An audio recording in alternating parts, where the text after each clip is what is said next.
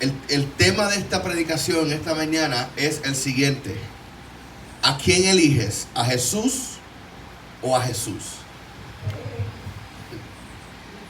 Y parecerá como tonto el título, pero tiene total sentido basándonos en lo que vamos a ver.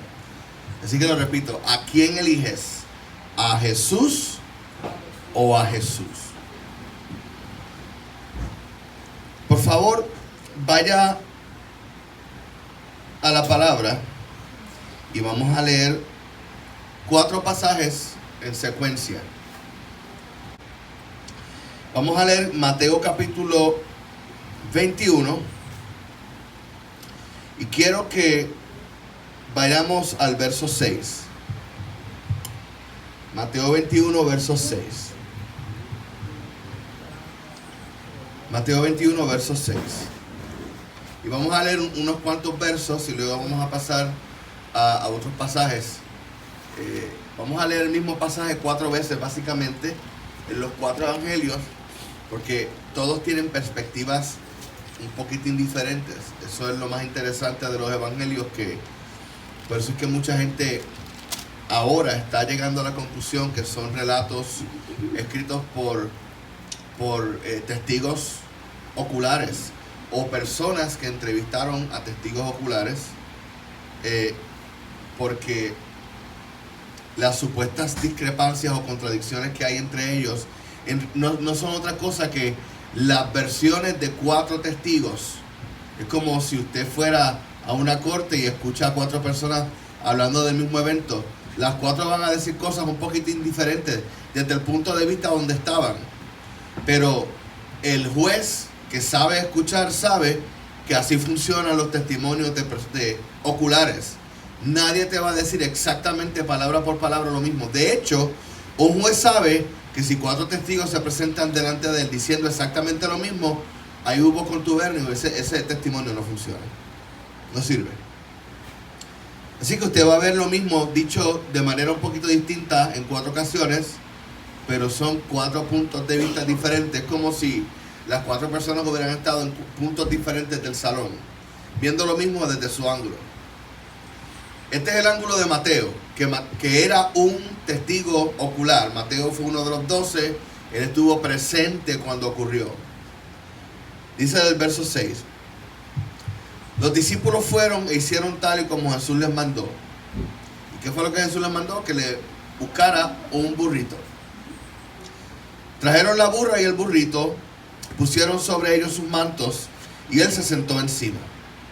La multitud, que era muy numerosa, tendía sus mantos en el camino y otros cortaban ramas de los árboles. En Reina Valera 60 dice ramas de palma, porque era de las 2. Quizás era del árbol de dátil, que es una palma.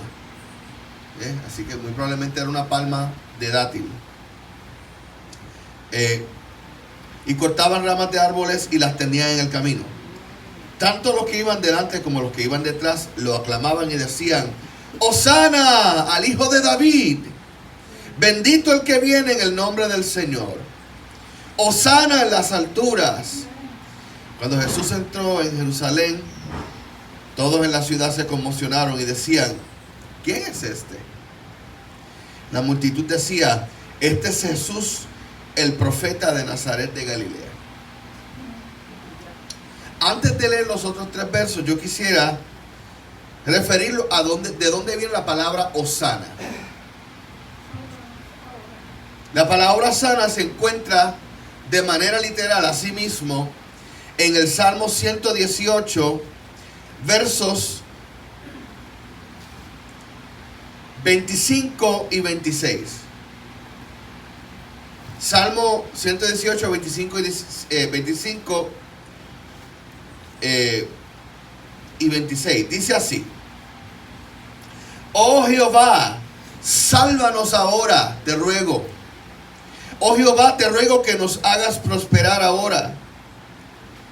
Bendito el que viene en el nombre de Jehová. Desde la casa de Jehová los bendecimos.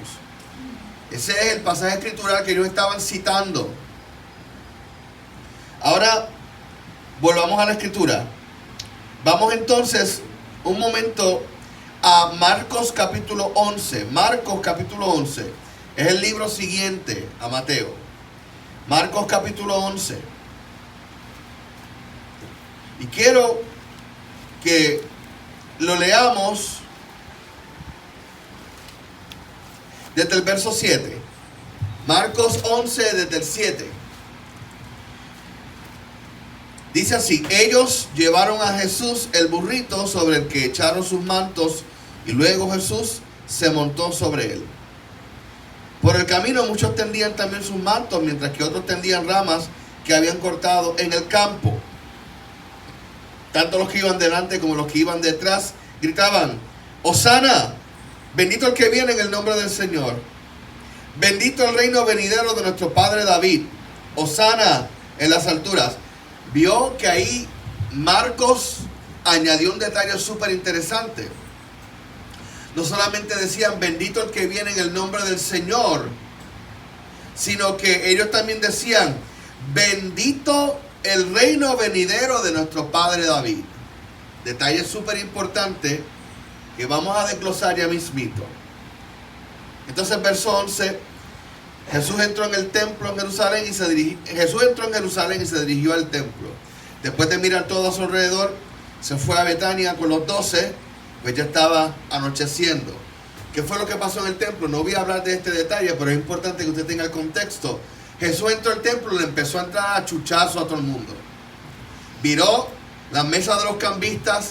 Cuando digo un chuzar, de verdad estoy diciendo, él se hizo un chuzo, un látigo de cuerdas.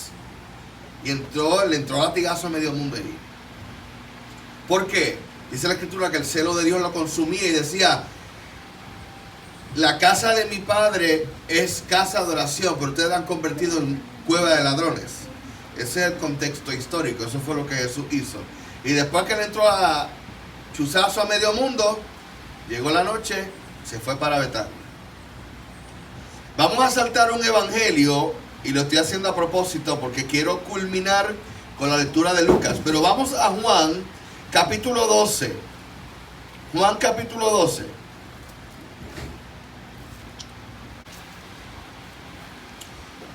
Verso 12. Juan 12, 12. Dice así. Juan capítulo 12, verso 12. Al día siguiente, al oír que Jesús venía a Jerusalén, grandes multitudes que habían venido a la fiesta tomaron ramas de palmera. Ahí lo dice específicamente, era de palmera, de la palma del dátil, y salieron a recibirlo y clamaban: Hosana, bendito el que viene en el nombre del Señor, el Rey de Israel. Vio el otro pequeñísimo detalle que Juan añade, que no están los otros dos. El Rey de Israel. Todo esto está siendo un conglomerado de evidencia. Mateo dice que dijeron las palabras exactas del Salmo 118, 24 y 25. Marcos añade que ellos dijeron: bendito el reino de nuestro padre David que viene. Y aquí Juan añade: el Señor, el Rey de Israel. Va viendo la imagen. Ellos estaban recibiendo a un rey, o a alguien que ellos estimaban como un rey. De modo que Jesús halló un asno y montó sobre él, como está escrito: no temas, hija de Sión, aquí viene tu rey, montado sobre un pollino, hijo de asna.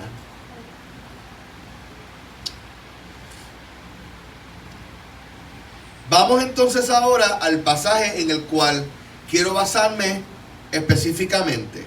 Ya leímos esos cuantos, que da un contexto bien interesante de varias cositas que uno no dice, pero el otro sí, y van añadiendo el conglomerado de evidencia, como a mí me gusta llamarlo, la evidencia del texto bíblico. Vaya a Lucas 19, que es el libro que está antes. Lucas 19.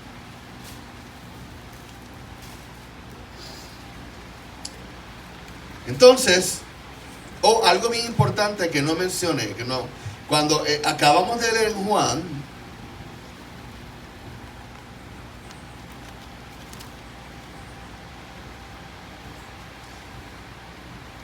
Ok, en Lucas 19:35. Lucas 19:35, mientras usted lo busca. Algo que no dije del pasaje de Juan, el evento inmediatamente antes de la entrada triunfal a Jerusalén fue la resurrección de Lázaro y la adoración de María echándole aceite perfumado a los pies.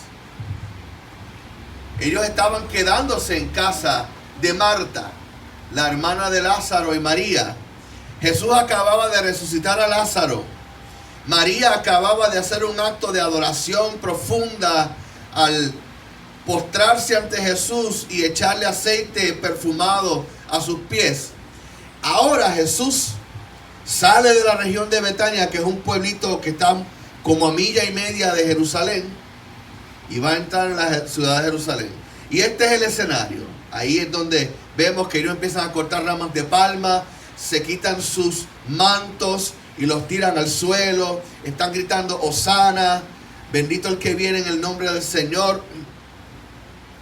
Mire la versión de Lucas. Como dije, Mateo era un testigo ocular.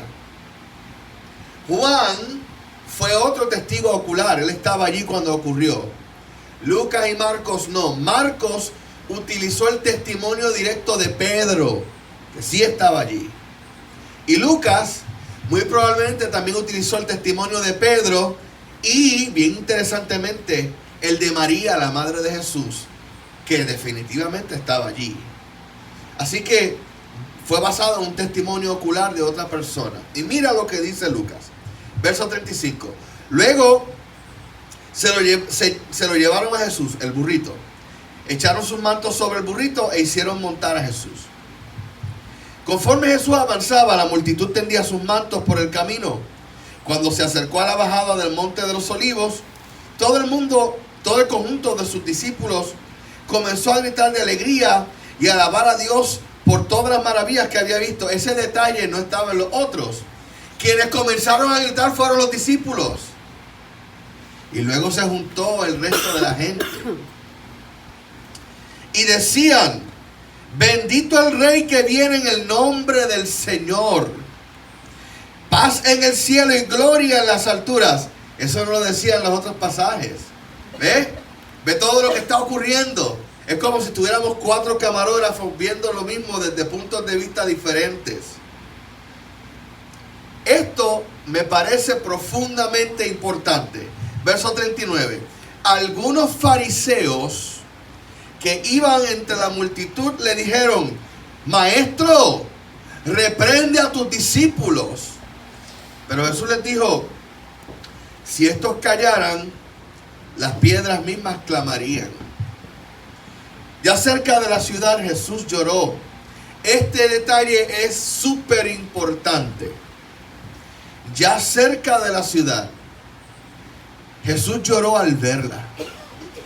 Fíjese el contraste impresionante. La gente estaba en algarabía y fiesta y Jesús tenía el corazón roto. ¿Por qué?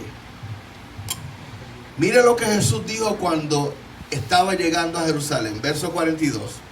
Ah, si por lo menos hoy pudieras saber lo que te puede traer paz. Pero eso ahora está oculto a tus ojos. Porque van a venir sobre ti días cuando tus enemigos levantarán un cerco en tu alrededor y te sitiarán. Le está hablando a Jerusalén, a la ciudad de Jerusalén. Y te destruirán por completo, a ti y a tus hijos dentro de ti. Y no dejarán en ti piedra sobre piedra. Por cuanto no te diste cuenta del momento en que Dios vino a visitarte. Que el Señor añada bendición a su palabra. Así que, habiendo visto el documental que acaban de hacer los 4 evangelios, esos 4 camarógrafos históricos inspirados por el Espíritu, que estaban ahí en la multitud grabando todo lo que estaba pasando, lo voy a decir desde el punto de vista puertorriqueño. El del 4 vio unas cosas, el del 2 vio otras, el del 11 estaba viendo otras cosas y el del canal 6 estaba viendo otra cosa. Pero estaban viendo lo mismo. ¿Y por qué esto es importante? Sobre todo en la mañana de hoy. Comencemos por el hecho de que Jesús estaba entrando en Jerusalén. El Mesías estaba entrando en Jerusalén. Dios hecho hombre estaba entrando en Jerusalén, cumpliendo así la palabra de muchos profetas, sobre todo Isaías, Zacarías, Ezequiel y Jeremías y Daniel, que hablaba del momento cuando Jehová mismo iba a llegar a su pueblo e iba a salvar a su pueblo. Jesús, Jehová mismo hecho carne, estaba entrando en la ciudad santa, escogida. Y Jesús mandó a buscar un burrito. Y todos los testimonios históricos concuerdan que Jesús entró por la puerta del este, que le llaman la puerta del Mesías. Curiosamente, el día de hoy la puerta del este está bloqueada. Esa avenida directamente del Monte de los Olivos, había un puente gigantesco que habían construido los romanos desde el Monte de los Olivos hasta la puerta del este de Jerusalén. Y esa puerta es bien importante porque si usted sabe algo de los puntos cardinales, ¿por dónde sale el sol? Por el este. Por el este.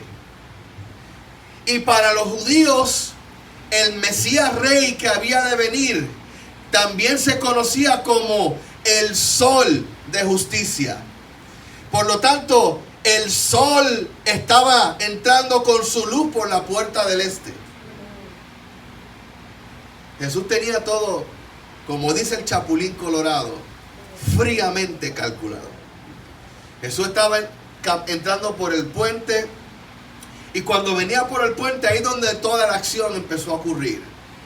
Y llegó por la puerta del este, en un burrito, un hijo, imagínense un burrito chiquitito, Y lo que la escritura dice es que Jesús le quería enviar un mensaje fuerte y claro a la ciudad de Jerusalén. ¿Cuál era?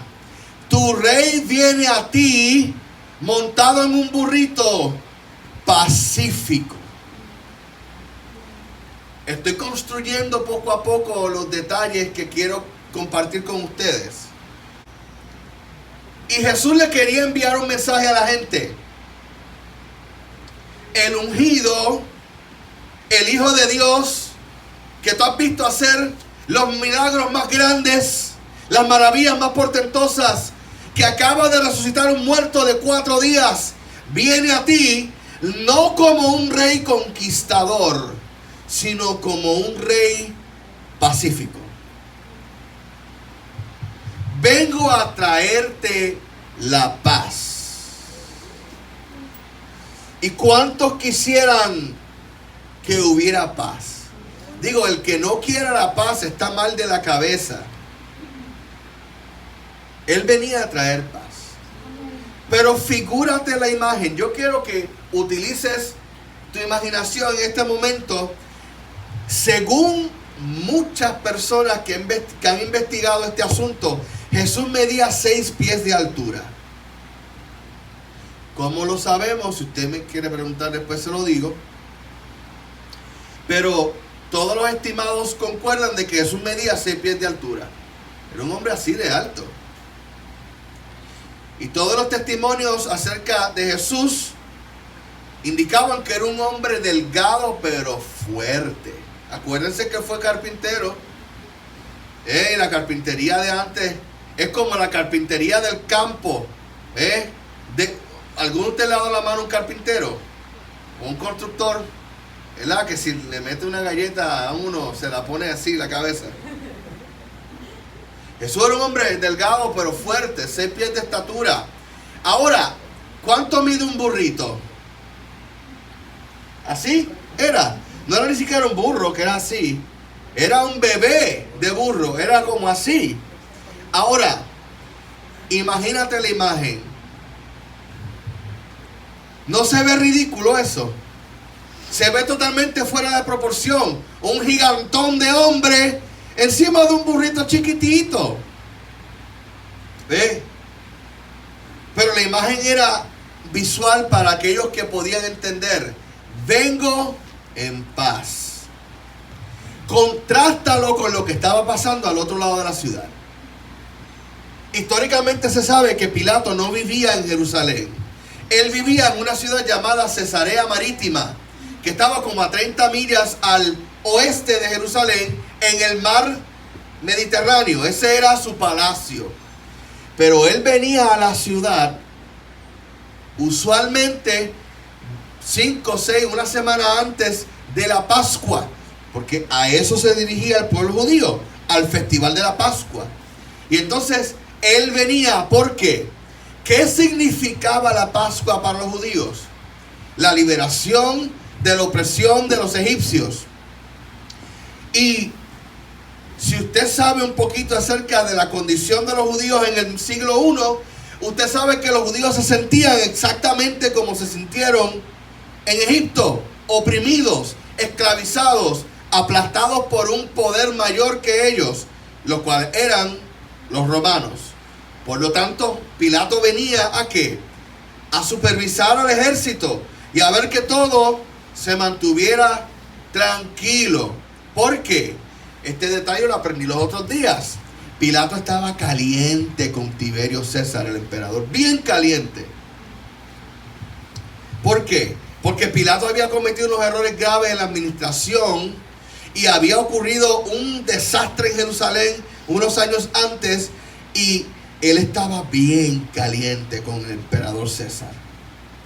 Y él dijo, ok, pues déjame ir a Jerusalén para no calentarme más, para que no pase algo allí y mi cabeza va a rodar entonces. Entonces Pilato estaba entrando por la puerta del oeste. ¿Por dónde entró Jesús? Por el este. Por el este. Pilato estaba entrando por el oeste, montado en su caballo como todo un conquistador, con el ejército al frente y el ejército detrás. Ahora quiero que veas el contraste. El Mesías Rey venía en un burrito pacífico, pero el rey actual, Pilato no era el rey, representante del rey actual, venía fuerte y como un conquistador. ¿Tienes el escenario? Y la cosa se pone cada vez más interesante. Cuando ellos empezaron a gritar, ¡Hosana! Yo no sé cuántos de ustedes se han criado en la iglesia. Yo me crié en la iglesia. Y en la escuela bíblica siempre se enseñaba la entrada triunfal. Y se hacían dramas. Y nos ponían a pintar cuando éramos chiquitos. El dibujito de Jesús entrando en el burro y todo eso. ¿Verdad? Y usualmente por alguna razón en nuestra mente, Hosana significaba lo mismo que aleluya o gloria a Dios. No, no tiene nada que ver. Nosotros pensábamos que, no, bueno, al menos nos enseñaron en algún momento, que cuando gritaban Hosana es que estaban alabando a Jesús, aleluya, qué bueno, reconocieron que el rey estaba llegando. No, no era eso lo que estaba pasando. Ellos estaban haciéndole una súplica directa a Jesús. Le estaban diciendo, por favor, sálvanos ahora. Hasta ahí todo parece estar bien chulo, porque a lo mejor te dirá, bueno, le estaban diciendo a Jesús, sálvanos de nuestros pecados, libéranos de la maldad. No. Eso lo vemos hoy porque sabemos lo que pasó, pero póngase en los zapatitos de uno de esos judíos que estaba viendo en ese momento. Ellos no estaban pensando, ok, ese que está ahí es el Salvador del mundo, es el Mesías, Hijo de Dios, Él va a morir por mis pecados y cuando yo crea en Él, por su sangre me va a salvar y voy al cielo. Eso no era lo que estaban pensando. Le estaban diciendo a Jesús, sálvanos ahora, sálvanos ahora, sálvanos. ¿De qué? De los romanos. Le estaban diciendo a Jesús, sé nuestro rey guerrero. Necesitamos que seas nuestro rey, nuestro paladín que nos va a salvar de los romanos. Y usted dirá, bueno, Joel, tú estás leyendo un poquito más en el texto de lo que dice. No, fíjate este detalle. ¿Qué estaban poniendo ellos frente a Jesús? ¿Ramas de qué?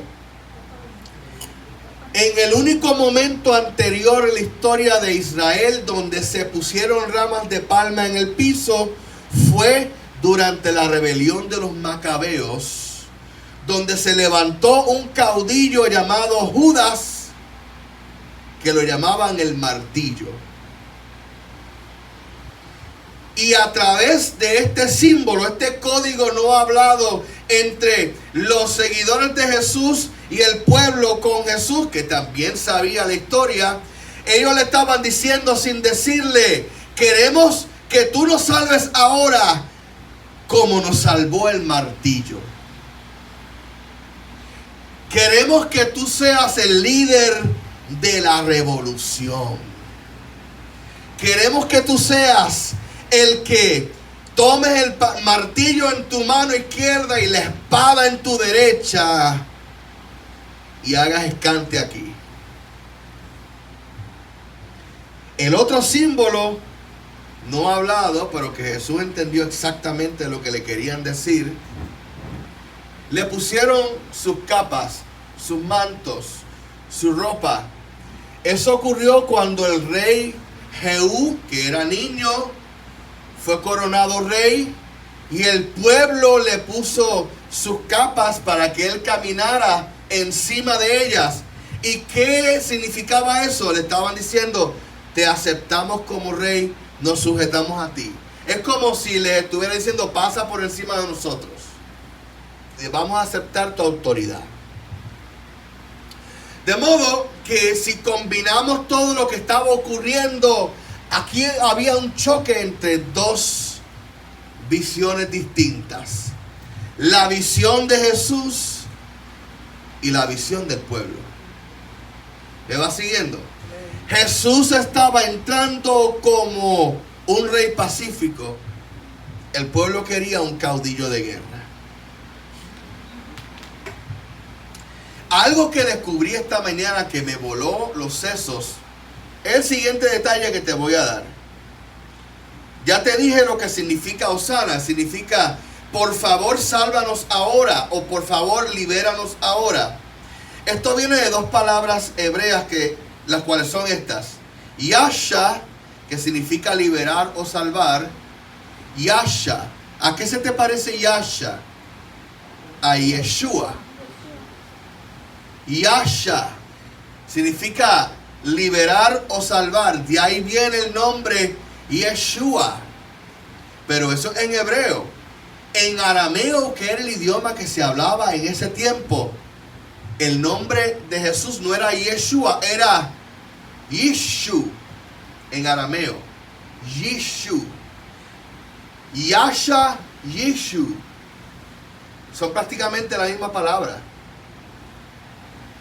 Y Anna, que significa rogar, suplicar. Por eso es que en el libro de Samuel, la mamá de Samuel, Ana, suplicaba. Era la suplicadora. Estaba suplicando ante Dios. Y de Yasha Ana viene Yashana, Hosana. Sálvanos ahora. Pero si usted tuviera la capacidad de entender arameo, a usted le sonaría como Yishu Ana, Jesús, sálvanos ahora. Y esto no es casualidad. Los escritores de los evangelios, sabiendo el juego de palabras, lo pusieron a propósito para que significara ambas cosas. Sálvanos ahora, pero el pueblo diciéndole a él, Jesús, ahora. Jesús, ahora. Jesús, ahora. Jesús, ahora. Sí, Señor. Y eso era lo que él iba a hacer. Pero fíjate esto, un choque de visiones. Jesús iba entrando a Jerusalén y su final era el Calvario, pero el pueblo lo recibía para que su final fuera el trono de David. Dos visiones distintas, porque en los pasajes que leímos decía, Hosana al Hijo de David, el Rey que viene. Bendito el reino de nuestro Rey David que vendrá. ¿Y quién fue David? El rey guerrero que libró a Israel de sus enemigos, el cual quiso construirle templo a Jehová, pero él le dijo: no lo vas a construir tú porque tus manos están llenas de sangre. Lo va a construir tu hijo Salomón.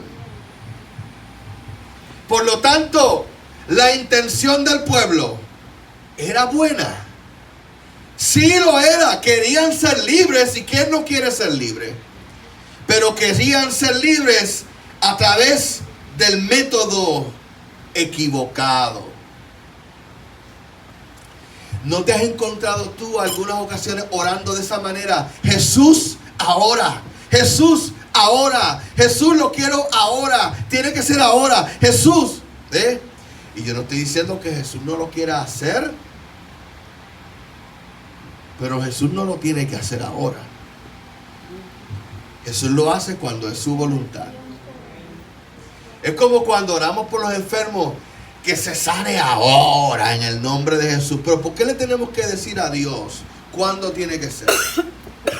¿Por qué no mejor decimos: si es tu voluntad, sánalo? Cuando tú quieras, Señor, sánalo. Si tu deseo es hacerlo, hazlo. Pero si no, vamos a decir igual que Sadrach, Mesach y Abednego: mi Dios me va a librar de ese horno, pero aún si no me libra, yo no voy a inclinarme ante ese ídolo tampoco. Amén. Es como Pastor Santos dice constantemente, me gusta tanto cuando lo dice: mira, si el Señor me sana, me sana. Si el Señor no me sana, me voy con Cristo y se acabó. Pero ¿cuál es la necesidad de decirle a Dios? Tiene que ser ahora, ahora, ahora, ahora. Eso es lo que el pueblo le estaba diciendo a Jesús. Yasha'ana, Yasha'ana. Ahora, sálvanos ahora, libértanos ahora. Pero no le estaban diciendo eso solamente porque creían que era el Salvador de la humanidad. Lo estaban diciendo porque querían que él fuera el martillo. Libértanos como te estamos diciendo que nos libertes. Sálvanos, pero es como nosotros queremos. Traernos liberación, pero de Roma, no de nuestros pecados. Lamentablemente ese es el escenario de la iglesia moderna. Yo no estoy diciendo de la iglesia Manuel de Caguas, estoy diciendo de la iglesia moderna en general, donde hay 4 charlatanes diciéndole a la gente que si tú siembras $1,000, Dios te va a dar, anótalo, lo que tú quieras, una casa grande, ¡tin!, un carro lujoso, ¡tin!, un yate, ¡tin!, sanidad instantánea, ¡tin!, como si Dios fuera el genio de la botella, o una máquina de Coca-Cola, o ambas. Así que esa metodología ofende al corazón de Dios. Ese método, ahora, porque yo quiero y como yo te digo, ese método ofende el corazón de Dios. ¿Cómo yo lo sé? Porque Jesús, en medio de la algarabía, se puso a llorar. Tú pensarías, hermano, que cuando Jesús estaba escuchando todo ese barullo y la gente diciéndole: sálvanos ahora, tú eres el rey, ahora, tú eres la mano poderosa que nos va a salvar, tú eres el martillo, nos sujetamos aquí, siempre y cuando que lo hagas como nosotros decimos, ¿verdad? Pero nos sujetamos a ti. Tú pensarías que Jesús se hubiera puesto como que: wow, llegué yo, ¿no? Él se puso a llorar por Jerusalén. Y le dijo todo lo que le dijo, pero lo que me apuntilla el corazón es que dijo: porque no te diste cuenta cuando Dios vino a visitarte.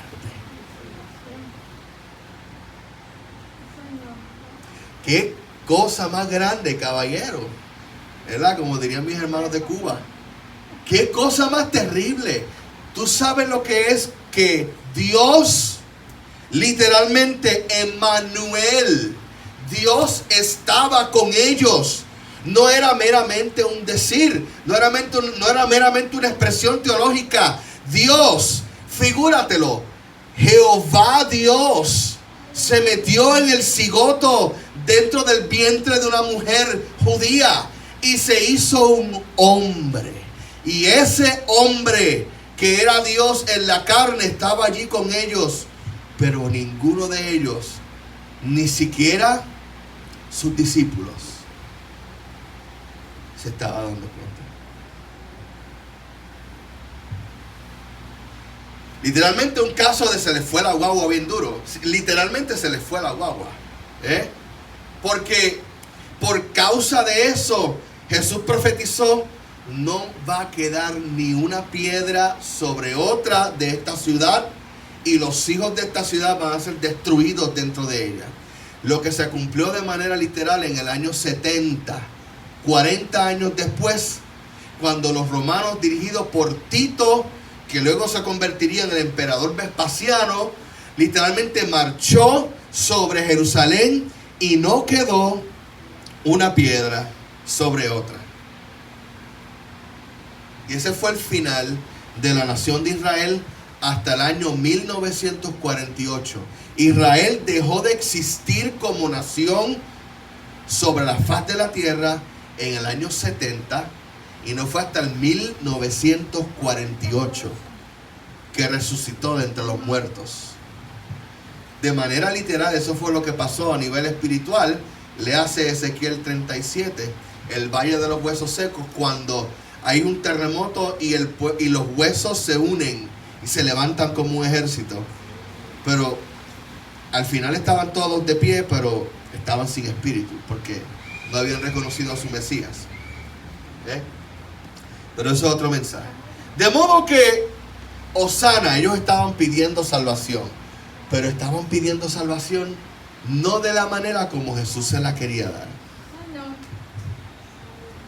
Y eso es un grave problema, hermano. Cuando queremos que Dios nos salve, pero no a su modo, sino a nuestro modo. Cuando queremos que Dios obre para nuestro beneficio, no para la gloria de su nombre. Cuando oramos a Dios diciéndole: hazlo ahora, en vez de decir: que se haga tu voluntad y no la mía. Porque en ese escenario se nos olvida un detalle bien importante: que Dios seguirá siendo soberano, y Él lo hace como quiere. Pasemos un poco más adelante en la escena. Jesús está ya totalmente flagelado, con una corona de espinas en su cabeza, frente a Pilato. Y Pilato, para tratar de salvaguardar la paz, le dice a los judíos: bueno, yo les voy a dar aquí dos opciones. Ustedes quieren a Jesús, el rey de los judíos, su Mesías, o ustedes quieren a Barrabás. Usted sabe la historia. ¿Y quién eligieron? Empezaron a gritar: danos a Barrabás, crucifícalo, crucifica a Jesús. Fíjate qué detalle que a mí me voló la tapa a los sesos, y espero que a ti también. Jesús, el Hijo del Padre, Dios el Padre, el Mesías, estaba a un lado, flagelado, totalmente hecho un desastre, con una corona de espinas que, según muchos testimonios, las espinas eran como de 4 o 5 pulgadas de largo, y cuando se la pusieron en la cabeza no fue por encimita. Leía el texto, empezaron a meterle palos en la cabeza para que las espinas se les petaran en el cráneo. Y en el otro lado tenemos a Barrabás. ¿Sabe cuál mucha gente ha estimado que era el nombre de Barrabás? Jesús. Jesús. Barrabás lo tenemos como un nombre en español, pero en realidad Barrabás era un apellido. En hebreo, en el arameo que se hablaba en ese tiempo, en realidad, Barrabás era dos palabras, Bar-Abbas. Bar-Abbas. No se pone junto Barrabás en español, pero es Bar-Abbas. ¿Sabe lo que significa Bar-Abbas? Hijo del padre. O hijo de su papá. Así que en un lado tenemos a Jesús, el hijo del padre, y al otro tenemos a Jesús, hijo de su padre. Y se le dio al pueblo una decisión que tomar. Tenían que tomar una elección. ¿Quieres a Jesús, el rey de los judíos, el Mesías? Este no lo dijo Pilato, pues lo digo yo, el hijo del Padre. ¿O deseas a este Jesús, un sanguinario, un violento, un asesino, a Jesús, hijo de su padre, Jesús Bar-Abbas? ¿A quién tú quieres? Tenían que elegir entre dos Jesús. ¿Qué Jesús tú quieres? ¿A Jesús, el hijo del Padre, o a Jesús, hijo de su padre? ¿A Jesús el Mesías o a Jesús Bar-Abbas? ¿A quién tú quieres? Y si tú y yo estuviéramos en la escuelita bíblica y nos dicen esta historia, ¿qué es lo que tú dirías? ¿Qué es lo que yo diría? Duh. Es que, hello. Pues claro que Jesús es el bueno, Barrabás es el malo. Porque es claro que voy a elegir a Jesús. Pero analiza bien qué significaba Jesús. Jesús significaba el método de salvación pacífica, la resistencia pacífica, la guerra hecha a través de la paz. Barrabás significa la violencia, la inmediatez, el martillo, la espada. Pero no era eso lo que el pueblo estaba pidiendo. No era eso exactamente lo que el pueblo quería. El pueblo no quería al que venía en el burrito, él quería el que traía el martillo. ¿Y a quién eligió el pueblo al fin y al cabo? Al que quería su corazón, al martillo. Eligieron al martillo, eligieron al sanguinario, al caudillo de guerra. ¿Sabe usted la razón por la cual Barrabás estaba preso? Porque había asesinado a un soldado romano. Porque él era el cabecilla, el jefe de la resistencia política, religiosa, militar del pueblo judío. Él era el cabecilla de la rebelión en Israel, la rebelión contra Roma. El pueblo sabía quién era él. Venga acá. Esto es una especulación, esto no está en la Biblia, pero piense esto lógicamente. Si usted tiene un pueblo oprimido y tiene a una persona ultranacionalista que mató a uno de los opresores y por eso está preso, ven acá, piénselo como lo piensan en el mundo. ¿Usted vería a ese hombre como una atrocidad, como un criminal, o usted lo vería como un héroe en cadenas? Olvídese usted evangélico, piénselo como una persona de allá afuera. ¿Qué sería Barrabás para usted? El héroe de la revolución. El héroe de la revolución. Por eso es que yo pienso que Pilato no fue inocente. Esto no fue algo que él se... ¡Ting! Pues déjame ver qué es lo que yo elige. No. Pilato sabía exactamente lo que él estaba haciendo. Por eso es que cuando él se lavó las manos, para mí siempre ha sido una hipocresía. Él no se lavó las manos porque él dijo, en realidad, mano, te están matando de inocente. Él sabía lo que estaba haciendo. Él sabía que este tipo era un héroe nacional para los judíos. Ellos estaban diciéndole claramente a Dios no me interesa tu método. Quiero tus beneficios, pero no tu método. Quiero tus bendiciones, pero no quiero que sea a tu manera. Quiero que sea a la mía. Yo quiero que mi Mesías, mi Salvador, se llame Jesús y que también sea hijo del Padre. Pero quiero que sea el caudillo de guerra, no el Salvador del mundo. ¿Te parece familiar? ¿Te parece familiar?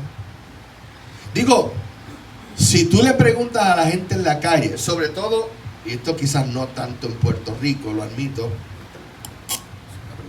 esto quizás no tanto aquí en Puerto Rico, pero allá en Estados Unidos, ¡ja! Allá en Estados Unidos, y lo vean así con libertad, ¿verdad? Porque yo no lo estoy haciendo como un comentario político partidista, sino como una observación de una persona que no puede votar en las elecciones de los Estados Unidos, pero que sí se afecta por lo que pase allá.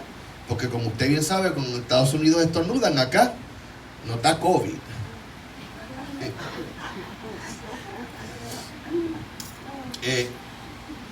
La elección de Trump en los Estados Unidos fue dos cosas: una reacción directa a la izquierda radical ultraliberal que estaba en los demócratas, y también un grito de guerra de las huestes evangélicas en los Estados Unidos, que veían a Kamala Harris como nada más y nada menos que la que iba a traer todo lo malo a los Estados Unidos. Menciónalo usted, piénselo. La agenda de todo lo que le desagrada a Dios. Eso es lo que iba a traer. No me lo estoy inventando, eso estaba en la plataforma del Partido Demócrata. Y muchos estadounidenses que, aunque se canten liberales, aquí adentro es como los que decían ser independentistas, pero aquí adentro eran populares, que lo llamábamos los melones, que el día de las elecciones votaban por la insignia del PIB, pero votaban por el gobernador popular. Eso es lo que está pasando en Estados Unidos. Se cantan progresistas, se cantan de derecha, se cantan liberales, pero cuando venían, estaban viendo el tren que venía de inmoralidad, de inmundicia, de estupidez, de razonamiento sin sentido, ellos dijeron: no, olvídate de eso. De hecho, no sé si usted está viendo el último revolú en Nueva York. Gente que votó por Alexandria Ocasio-Cortez, que más de izquierda no puede ser, y votaron por Trump como gobernador. Eso es un fenómeno que la misma Alexandria Ocasio-Cortez está teniendo que investigar y explicarse ella misma. Ven acá, tú votaste por mí, que yo soy ultra de izquierda, y votaste por Trump, que es ultra derechista. ¿Cómo ocurrió eso? Porque la gente estaba mandando un mensaje: no queremos esa basura, no la queremos. Estados usualmente liberales y demócratas, en la terminología estadounidense, azules, que es el color de los demócratas, se pintaron de rojo, que son los republicanos. Todos los estados, lo que llaman péndulos, se convirtieron en estados republicanos en esta elección. Sobre todo Pensilvania, donde hay 300,000 puertorriqueños. ¿Usted se acuerda la bayolla esa que ocurrió del chiste racista aquel? Los puertorriqueños se volcaron en masa a favor de Trump. ¿Por qué? Porque los puertorriqueños en el corazón somos ¿qué? Somos conservadores. Somos conservadores. En lo que tiene que ver con familia, con religión, somos conservadores. Pero este escenario que está pasando en los Estados Unidos, que ellos lo han llamado MAGA, Make America Great Again, de manera chistosa, ¿verdad? Yo digo, estaba pasando en Israel en el tiempo de Jesús. Ellos no se ponían la gorra roja que decía Make America Great Again, pero se ponían una azulito claro que decía Make Israel Great Again. Eso es lo que ellos querían que Jesús hiciera. Make Israel Great Again. A que Israel sea grande de nuevo. Y para eso necesitamos el martillo, no el Salvador del mundo. Pero eso allá afuera. ¿Qué tal en la iglesia, hermanos queridos? La iglesia tiene que hacer una introspección profunda. de dónde está su corazón. Y ahora sí, Iglesia Emanuel de Caguas, nos compete a todos nosotros. ¿Dónde está nuestro corazón? Porque tenemos que elegir entre dos Jesús. Entre Jesús, el Hijo de Dios Altísimo, el Mesías, el Salvador, y su método de paz, de arrepentimiento de pecados, de sujeción a la autoridad bíblica, o a Jesús Bar Abbas, hijo del Padre también, su apellido era Bar Abbas, pero que tenía un método distinto. La espada, el martillo, la confrontación, la guerra. ¿Qué Jesús vamos a elegir? Tú dirás, Joel, por favor, por supuesto, aquí en Emanuel todos elegimos a Jesús, el Hijo de Dios, el Altísimo. Lo elegimos en nuestro corazón todos los días. Cuando salimos atrás para adelante de nuestra esposa o nuestro esposo, quizás para ganar el argumento, porque tenemos razón y tengo que ganar. ¿Estamos eligiendo a Jesús el Mesías o a Jesús Barrabás? Cuando nos toca dar el diezmo y tenemos que sujetarnos en obediencia a la palabra, ¿estamos eligiendo a Jesús el Mesías o a Jesús Barrabás? Cuando es momento de elegir la santidad, de vivir en paz, de vivir el Evangelio diariamente, ¿estamos eligiendo a Jesús el Mesías o a Jesús Barrabás? Es bien importante que nuestro corazón esté claro acerca de a quién estamos escogiendo. Porque ambos son Jesús. Pero un Jesús te lleva al cielo, el otro te lleva al infierno. Este Jesús es la revelación final de Dios. Este Jesús es un Jesús hecho a mi conveniencia. ¿Usted me está siguiendo? Sé que no hay mucho amén ni mucho aleluya. Esto no es un mensaje de mucho aleluyeo. Lo sé. Pero es para ponernos a pensar profundamente. Uno de los dos Jesús nos lleva al cielo porque es a través del método de Dios. El otro Jesús es mi método. Es el Jesús hecho a mi conveniencia, a mi tamaño, hecho a mi medida. Un Jesús que yo puedo manipular. Un Jesús al cual yo le puedo decir que no. Un Jesús al cual yo le puedo dar órdenes. Y le puedo decir, sálvame ahora.